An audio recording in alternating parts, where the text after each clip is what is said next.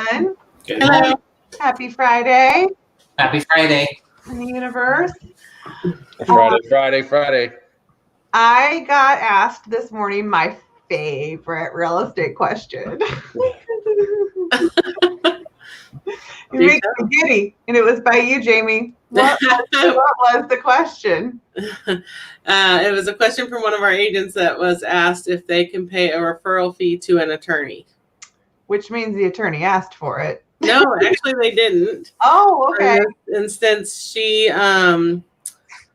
has gotten a couple referrals from them and just was wondering if she was able to because she doesn't want to stop getting referrals from them. Oh, well, okay. Well, all right. So see, maybe it wasn't so bad. We get this question from time to time asked by attorneys who say, well, I can participate in a real estate transaction. I want a referral on it. And the answer is no, you do not get a referral attorney because you do not have a real estate license. And yes, you might be able to practice real estate, but you do not have a license. And we can only pay someone who has a license. So when we get asked, see, look, I'm getting, it's like cat who ate the canary, but that's not really what happened. We were trying to be nice. Yeah. So, yeah, it's Dad has a story from years ago when an attorney got like really mad at him, and he was like, "Then I'll turn you into the real estate commission because I'm not paying the fee, and by the way, you can't accept it, and you should know that." So I think the good thing on this instance is the attorney probably isn't expecting it, and hopefully knows she actually can't accept it. So, the good news, yeah, it's a good relationship to have. Yeah. Yes, well, I need to get back to her. I haven't yet. So if you're watching. So if you happen to be watching and that was you. So everyone tries to be a real estate agent at some point in their life. I know. So Ford, I have a question for you today in the world of overall economics, money moving, all of these things. Oh boy. I know. Yeah. He's like, oh my God, what's she going to do to me? We had a lot of conversation last year about hate speech and what hate speech is in our world and what hate speech looks like. Do you know where I'm going with this, Ford? Not quite yet. Not quite yet. I thought I was on you with the start of it, but I'm not sure where we're going now. Well, so hate speech in our world is with the Code of Ethics, and hate speech obviously has a lot of And yesterday, hate speech was used in the financial sector. Okay. Yes. And it was thrown around as this is a perfect example of hate speech. And I thought it was funny that all of a sudden this term hate speech is continuing to get thrown out. So what on earth is going on with GameStop? Well, the good thing is we're all going to watch a great movie someday called Game Short. Right. And it's going to go down in history, that is for sure. And everyone will anticipate to watch that movie. It's very fascinating to watch. And the movement of the power of the online chat group that has made this event happen. And for those people that don't know what happened, a large hedge fund on this planet was short a stock, which was GameStop. And a online chat room got together and have bought a ton of shares and put what they call a short squeeze on a hedge fund capital that had to file $2.7 billion bankruptcy over this. And so it's very fascinating. We've all heard the horror stories of Wall Street and them screwing us. And as the hate speech talk that Elizabeth is referring to, there was quite a bit of that going on, and they put it to the hedge fund. Put it to the hedge fund, and now all of a sudden I saw this morning that like Facebook shut down their group, and they're talking about it being like for sexual content or something weird. And it is a perfect storm of crowdsourcing. And however you want to define crowdsourcing, if it's crowds getting together and doing, but crowdsourcing online, obviously. And so Ford mentioned, a movie called Game Short, which leads us back to The Big Short, which is the movie that every single one of you should have watched or seen together, which talks about what happened in the real estate crisis in 2008 and why the markets had such an impact on what was happening in the real estate world. So watch that movie for sure, 100%. But it also so it was triggering my mind of like, how does this all relate to real estate? And And here's what again, the world according to Elizabeth, or maybe somewhere out there in the space, is wouldn't it, so you put a listing out there online and you say that it's worth $300,000 and 45 buyers go through because it's a crazy market or something. And now there's real estate agents out there who are speculating on what this property is priced at. It's not unlikely to think that all of a sudden, again, and this concept has been around for a long time, that, I mean, obviously the markets determine the price, but could a group of individuals start to determine the pricing of our homes? Now, that's always been in the hands of the realtor who have access to the MLS.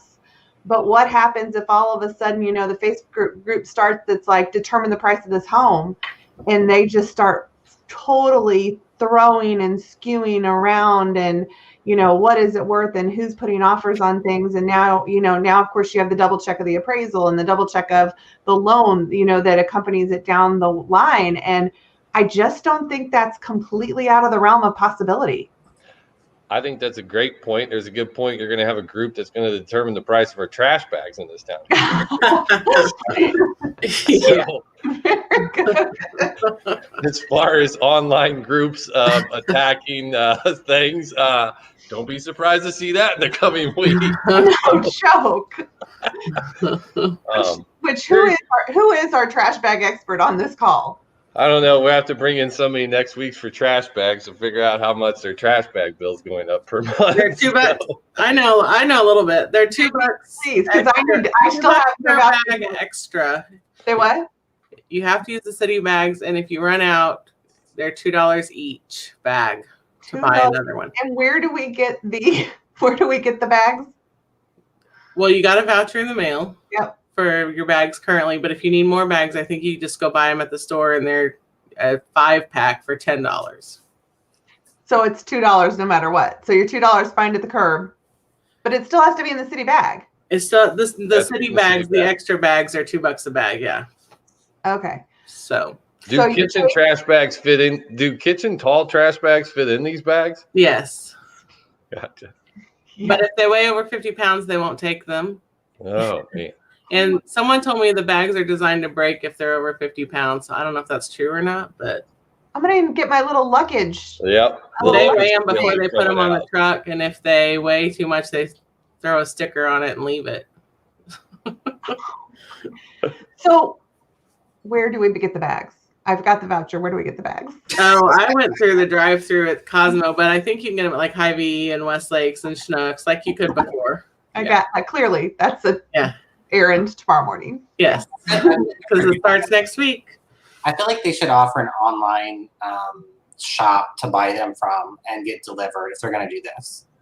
Well, we've always had the free vouchers that you've had to turn in and get reimbursed or get.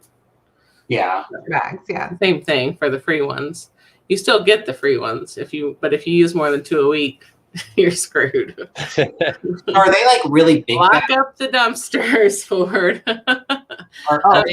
For sure. Yeah. Are they're still the big black bags, yeah. Oh, okay. I was envisioning like a regular trash bag. So I was like, that's not gonna. They said I was reading the FAQs, and they said the average trash bag weight for a family is 40 pounds. So. Oh, okay.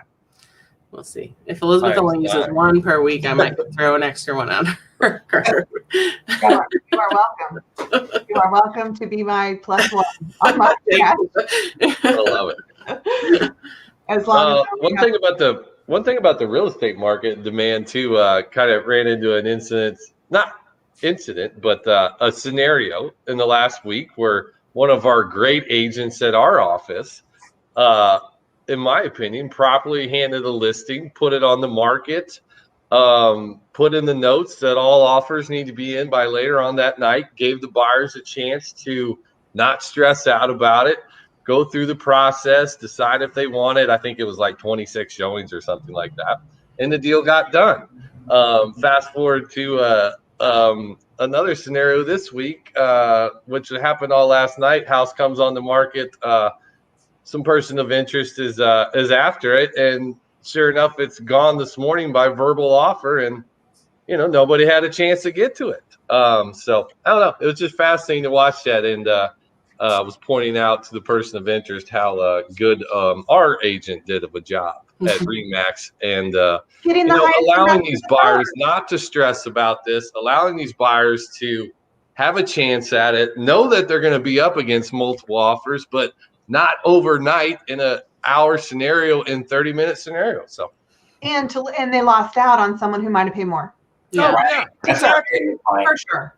I think sometimes that's where that coming soon comes into play too, because you could go ahead and put it out there as coming soon and then start your showings after people have had a chance to start to look at the pictures and that. I wish I had, and I just don't quite know how to track this, but I wish I had the number and the statistics on how many of the offers in the second situation that Ford's talking about fall through. Because buyers completely stressed out, feels like they have to buy the house right then. Oh my gosh, did they make the right decision? Now all of a sudden, 3 days later, it's buyer's remorse. And all we've done is just cause massive chaos for, the buyers and the sellers on both sides. So yeah.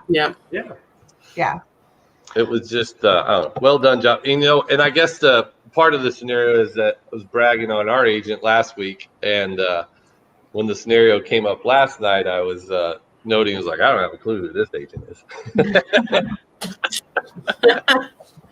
So. Lots of interesting situations, and an example and an opportunity to really kind of showcase and show off. So Billy, how about you this week? You did an awesome job, you and Ford both, of helping teach our web training. Big day, lots of questions probably coming into you particularly. Oh, totally. Yeah, it's been a good vamp up for the new year when it comes to their web presence, and it's been a good response. And I think we all did a great job, teamwork. So yeah, it was really good, and I've already got a few agents wanting to work on their websites and everything in between, and have had lots of questions. So it's good. Good.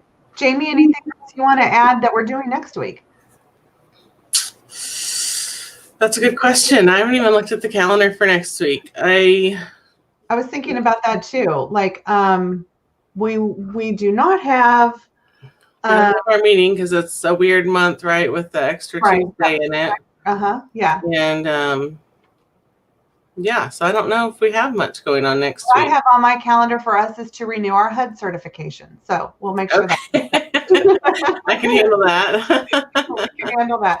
But we will be working on several things that are coming up. One, we will be talking and putting out information on our awards banquet. So just let me know that is we have the Remax Regional Awards banquet, which is going to be happening on Wednesday, the 17th. So if you haven't signed up, sign up for that. It's free, and so everybody gets to see that for the first time. It's also normally a 3-hour event, and it's going to be about 45 minutes online. So that's kind of a good thing too. And it gets to celebrate all of the things that you've done. Yes, next week, the best thing that's probably happening about next week is Super Bowl. So we get to see the Chiefs again. I got my Chiefs stuff from last year. That's right. I saw today someone posted, Aaron Rose posted on our comments here, Chiefs Day. No, for sure. Excited about that. I'm going to head up to Kansas City and watch the Super Bowl in Kansas City. So nice. Yes. Also next week is somebody in this group's company anniversary. I don't know if you want to use it as a quiz question or whatever, or what day or who it is, but I have it on my calendar. Wait, that's that one. I don't know who you're pointing to. Billy? Is it Billy? No, mine was in December. I think it might be this person. I think it's Ford. It's Ford. I think it's Ford. February 1st. February 1st, the year 2000. So Ford, you must be getting old because that's 21 years. 21 years. 21 years ago. Still, one of the things I think I most remember from 21 years ago is when we moved from dial-up to 1.5 megabytes per second high-speed internet in the office, and we didn't have to dial in it. And that's what Richard Ford. You've got to come in here because I don't know what to do. 1.5 megabytes. Wow, that's Big day. We couldn't even, talking about uploading pictures and stuff. That's crazy. That's funny. What has happened in 21 years? Well, yeah, exactly. And which comes back to where Elizabeth started in the game short. The big money move. We all know that you buy stocks, it goes up. You sell them, it goes down. Big money moves stocks, and 21 years later, enough people got together to move a stock besides a hedge fund. Yeah. And it's pretty impressive. The hedge funds can sell the whole thing off and crush us all, and but yet these people got all together and basically moved the stock from $3 to $500. So, It's crazy. you got it. Pretty fascinating. Game short. Game short. Pay attention to American Airlines and Naked, right? Yeah, there you go. Today, see what happened. Be careful too. Don't mess with it. It's all wicked. Well, so one of the things I'm going to send out for you over the weekend, if you did not get a chance to do your 31 things in January to kick off the first of the year, it's never too late to do your 31 things to get going. So you'll have a new opportunity with a new month to start that for February. So keep an eye on that. Someone mentioned we have the Mark Farnan Candidate Forum, which is going to happen next week on the 3rd. So definitely have a chance to participate in that. Again, things you can do and listen to at home. Keep an eye, again, if you haven't paid attention, read the new contracts, maybe you didn't have a whole lot of sales in January and you're just getting to the new forms, just kind of make sure you're kind of keeping up to speed on that. And every day, make sure you are happy, healthy, and helpful. So we wish you an amazing weekend. All right, Thank you, guys. Bye, everyone. Bye. Bye.